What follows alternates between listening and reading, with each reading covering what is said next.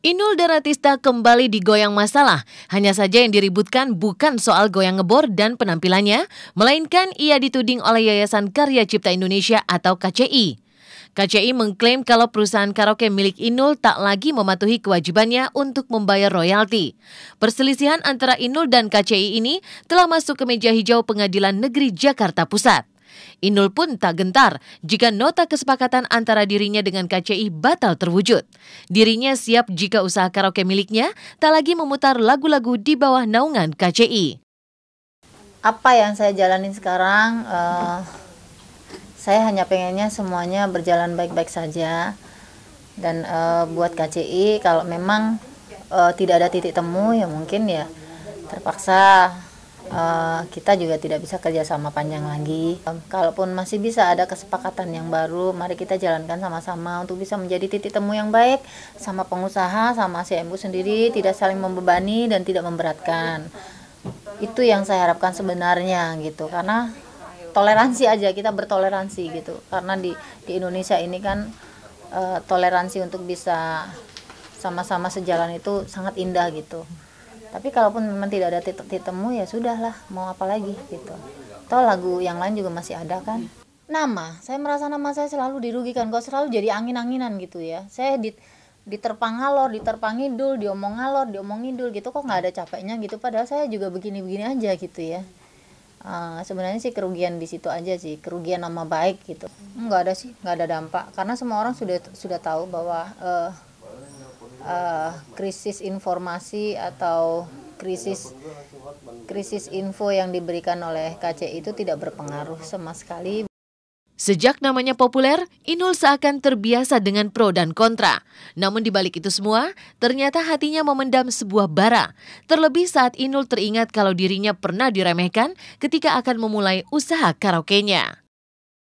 Istilah kalau orang Jawa bilang gini sih, kalau semakin lama digesek-gesek terus gitu kan ya pasti siapa sih nggak mangkel, siapa sih nggak marah gitu kan.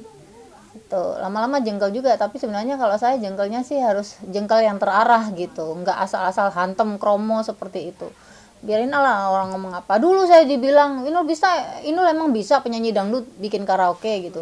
Paling juga namanya doang yang dipikirin gitu, yang dijual namanya doang.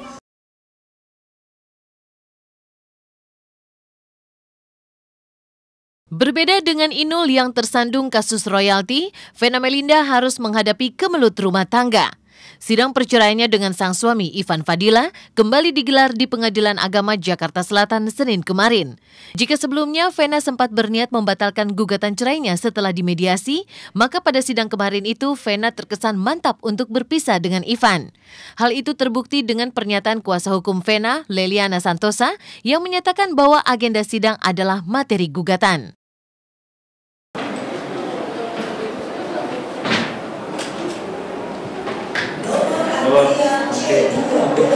Sidang hari ini adalah pembacaan gugatan di mana kita minta untuk tergugat mengajukan jawabannya minggu depan. Jadi klien saya tetap pada gugatannya.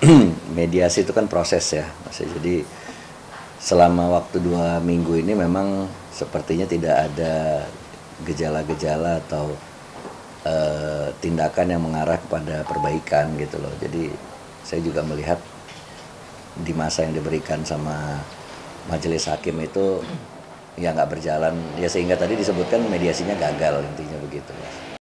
Perpisahan pasangan ini sempat mencuatkan kabar yang simpang siur. Mulai dari permasalahan ekonomi hingga kekerasan dalam rumah tangga sempat mencuat ke permukaan. Tapi entah seperti apa kebenarannya. Yang jelas, baik Ivan maupun kuasa hukum Vena mengaku tidak akan mempermasalahkan hak asuh anak dan harta gonogini. Yang namanya untuk anak dan istri itu adalah tanggung jawab saya sebagai suami. Jadi apa yang ada di rumah, baik itu mulai dari urusan rumah tangga, pembantu, semua segala macam sampai sekolah anak-anak itu masih jadi tanggungan saya dan saya masih menafkahi itu. Nah, masalah pendapatan Vena lebih besar atau tidak dari saya mungkin ya hanya dia yang tahu kali, saya juga nggak tahu betul lebih besar apa enggak atau bagaimana gitu. Yang pasti perpisahan ini klien saya menginginkan secara baik-baik, tidak ada gugatan gonogini, tidak ada gugatan perwalian. Kisru rumah tangga pasangan ini yang telah mencuat sejak beberapa waktu terakhir, akhirnya membuat Ivan memutuskan untuk tidak lagi tinggal dalam satu atap bersama Vena sejak 1 minggu terakhir. Lalu benarkah jika kepindahan tersebut adalah puncak dari kekecewaan Ivan terhadap sang istri? Bahkan kabarnya, anak-anak pun mengikuti kepindahan sang ayah. Ya, saat ini memang udah nggak di rumah saya kebetulan. Ya kebetulan kemarin ya ada hal-hal yang saya rasa lebih baik untuk saya apabila tidak berada di rumah. Yang terakhir ini udah 1 minggu.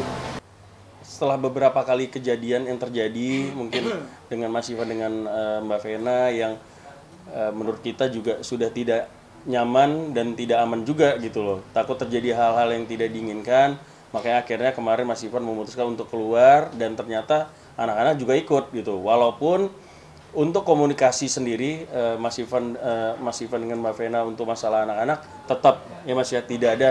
Mbak Vena sendiri juga masih hubungin Mas Ivan, tapi kalau untuk anak-anak dengan Mbak Vena sendiri ya dikembalikan pada anak-anak. Kisah rumah tangga yang bertolak belakang justru menyelimuti Rio Febrian yang dianugerahi putra kedua. Lalu bagaimana pula dengan Acha Septriasa? Benarkah ia akan segera naik pelaminan?